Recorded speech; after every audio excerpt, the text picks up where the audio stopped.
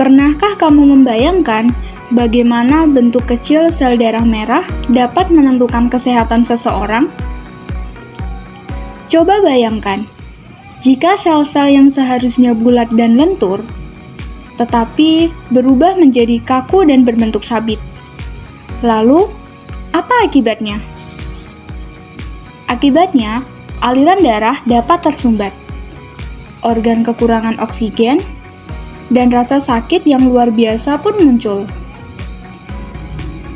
Anemia sel sabit adalah penyakit bawaan yang menyebabkan sel darah merah atau eritrosit berbentuk seperti bulan sabit.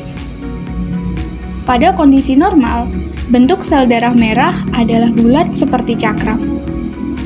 Namun, pada kondisi anemia sel sabit, eritrosit berbentuk sabit. Bentuk ini membuat sel darah sulit bergerak melalui pembuluh darah, sehingga bisa menyumbat aliran darah dan menyebabkan berbagai masalah kesehatan, seperti nyeri yang sangat hebat, anemia atau kekurangan sel darah merah, serta kerusakan organ. Penyakit anemia sel sabit atau sickle cell disease terjadi karena adanya mutasi pada gen HBB, yaitu gen yang mengandung instruksi untuk membuat hemoglobin, protein dalam sel darah merah yang berfungsi membawa oksigen ke seluruh tubuh. Mutasi ini menyebabkan hemoglobin S atau HbS terbentuk, menggantikan hemoglobin normal atau Hba. Hemoglobin S memiliki sifat yang berbeda. Dalam kondisi oksigen rendah atau hipoksia, HbS akan menggumpal dan membuat sel darah merah berubah bentuk menjadi sabit serta bersifat lebih kaku. Mutasi pada gen HBB ini terjadi karena perubahan satu huruf dalam kode genetik atau DNA, yaitu dari guanin adenin guanin menjadi guanin timin guanin.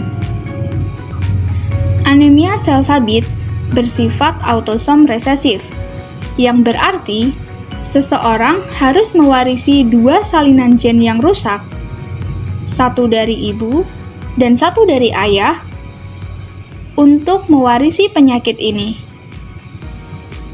Jika hanya mewarisi satu salinan, orang tersebut disebut pembawa sifat sel sabit atau sickle cell trait. Mereka biasanya tidak mengalami gejala yang berat, tetapi dapat menurunkan gen anemia sel sabit ini kepada generasi selanjutnya. Orang dengan anemia sel sabit mengalami berbagai masalah kesehatan. Yang pertama, anemia kronis. Hal ini karena sel darah merah mereka cepat rusak, sehingga tubuh sulit mendapatkan cukup oksigen. Yang kedua, krisis nyeri sel sabit, yaitu nyeri hebat akibat penyumbatan pembuluh darah oleh sel darah sabit. Yang ketiga, stroke. Hal ini karena aliran darah ke otak terganggu dan otak kekurangan mendapatkan oksigen. Diagnosis anemia sel sabit dapat dideteksi dengan berbagai metode. Yang pertama adalah melalui elektroforesis hemoglobin, yaitu tes laboratorium yang memisahkan berbagai jenis hemoglobin dalam darah berdasarkan muatan listriknya. Yang kedua adalah tes DNA atau PCR, digunakan untuk mengidentifikasi mutasi pada gen HBB, terutama mutasi guanin adenin guanin menjadi guanin timin guanin pada kodon ke-6. PCR sangat akurat dalam mendeteksi anemia sel sabit, bahkan dalam kondisi parental dengan menggunakan sampel dari cairan ketuban atau amniocentesis dan atau filus chorionik. Saat ini, belum ada obat yang benar-benar bisa menyembuhkan anemia sel sabit untuk semua orang. Dan hanya bisa dilakukan perawatan untuk membantu mengurangi rasa sakit yang diderita pasien.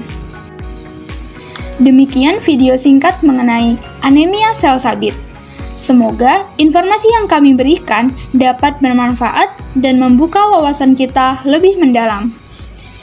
Ilmu pengetahuan bukan hanya tentang memahami, tetapi juga tentang menemukan harapan di tengah tantangan. Teruslah mendukung riset dan inovasi, karena setiap langkah kecil dalam sains dapat menjadi perubahan besar bagi masa depan kesehatan kita. Stay curious, stay informed, see you in the next video. Bye-bye!